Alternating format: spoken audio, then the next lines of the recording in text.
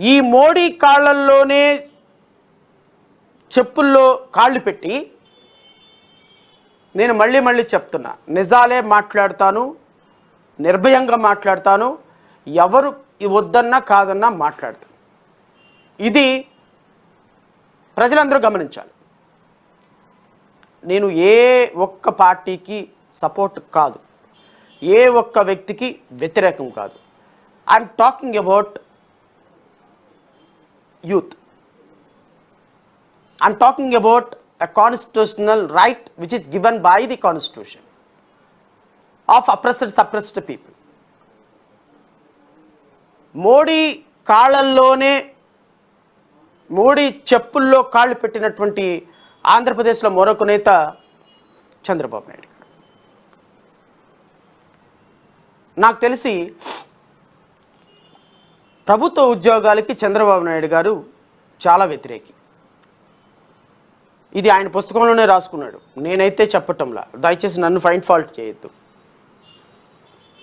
ఆయన ప్రాబబ్లీ ఆయన విజన్ కరెక్టేనేమో నాకు తెలీదు, ఆయన విజన్ కరెక్ట్గా ఉండుండొచ్చు. పబ్లిక్ సెక్టార్లో పనిచేసే వాళ్ళంతా దొంగలు, పబ్లిక్ సెక్టార్లో ఎంప్లాయీస్లో ఉద్యోగం వస్తే ఇక పని చేయరు, వీళ్ళకి ప్రభుత్వ ఉద్యోగాలు ఇవ్వకూడదు అనేటువంటి ఒక దృఢమైన నిశ్చితమైన అభిప్రాయం ఉన్నటువంటి వ్యక్తుల్లో నాకు తెలిసి ఆంధ్రప్రదేశ్లో ఈజ్ ద ఫస్ట్ మ్యాన్. ఇలాంటి నాయకుడు ప్రతి ఒక్క గవర్నమెంట్ ఉద్యోగాన్ని కూడా అవుట్ సోర్సింగ్ తోటి ఫిల్ చేయటం మొదలుపెట్టినారు ఆయన ముఖ్యమంత్రిగా ఉన్నప్పటి దగ్గర నుంచి కూడా. ఎందుకు భారతీయ జనతా పార్టీని శ్రవణ్ కుమార్ వ్యతిరేకిస్తాడు? ఎందుకు భారతీయ జనతా పార్టీని శ్రవణ్ కుమార్ కోపం పడతాడు? అరే వాళ్ళ వల్ల జరిగే నష్టం ఏంటి అనేది యువత తెలుసుకోవాలి, రాష్ట్ర ప్రజలు. ఇలాంటి పబ్లిక్ ఎంప్లాయ్మెంట్లో రిజర్వేషన్స్ అమలుపరిచే విధానానికి ఇంకొక వ్యతిరేకి ఆంధ్రప్రదేశ్ రాష్ట్రం నుంచి చంద్రబాబు నాయుడు గారు. వారు ప్రభుత్వ ఎంప్లాయ్మెంట్ మొత్తాన్ని కూడా ప్రైవేట్ పరం చేసి అవుట్సోర్సింగ్ విధానానికి తెరలేపారు.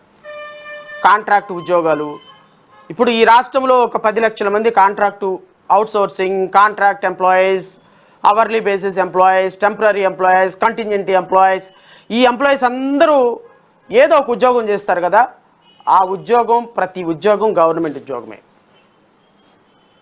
ప్రతి ఉద్యోగం గవర్నమెంట్ ఉద్యోగమే.